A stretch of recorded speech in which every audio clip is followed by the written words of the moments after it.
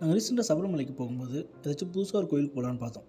அப்போ நாங்கள் போன கோயில் தான் அரங்கேற்ற ஐயனார் திருக்கோயில்.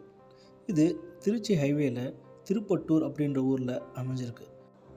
இந்த கோவிலில் இருக்கக்கூடிய சாஸ்தா அரங்கேற்ற ஐயனார் அப்படின்னு அழைக்கப்படுறாரு.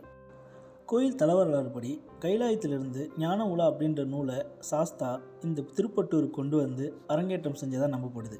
அதனால தான் இவர் அரங்கேற்ற ஐயனார் அழைக்கப்படுறாரு.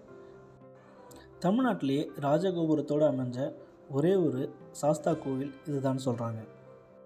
மற்ற கோவிலில் இருக்க மாரி ஐயனார் கையில் அருவாளோடையோ சாட்டையோடையோ இல்லாமல் இந்த கோவிலில் கையில் ஓலைச்சுவடி ஏந்தியிருக்காரு.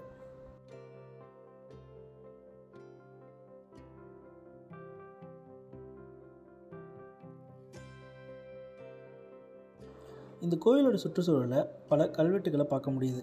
இவை எல்லாமே வட்டெழுத்துக்களாக இருக்குது. கோவில் வளாகம் ரொம்பவே அழகாக, தூய்மையாக, ரம்மியமான சுற்றுச்சூழலில் அமைஞ்சிருக்கு.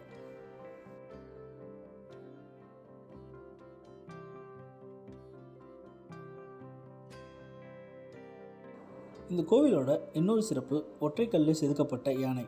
இது சாஸ்தாவோட வாகனமாக இந்த கோயிலில் இருக்குது. இந்த யானைக்கு எதிரில் ஒரு தேங்காய் உடைக்கிற தொட்டி இருக்குது. பக்தர்கள் தங்களுடைய வேண்டுதல்களை வேண்டிக்கிட்டு இந்த தேங்காய் தொட்டியில் தேங்காய்களை உடைக்கிறாங்க. தேங்காய் உடைத்து 90 நாட்களில் அவங்களுடைய வேண்டுதல்கள் நிறைவேறதா பக்தர்கள் நம்புகிறாங்க. ஒவ்வொரு வேண்டுதலுக்கு ஏற்ற மாதிரி தேங்காய்களுடைய எண்ணிக்கையும் மாறுபடுது. நீங்கள் எப்போவாச்சும் திருச்சி ஹைவேயில் போனீங்க அப்படின்னா கண்டிப்பாக இந்த கோயிலை ஒரு டைம் வந்து பாருங்கள். இந்த வீடியோ உங்களுக்கு பிடிச்சிருக்கு அப்படின்னா லைக் பண்ணி ஷேர் பண்ணுங்கள். நம்ம சேனலை சப்ஸ்கிரைப் பண்ணுங்கள்.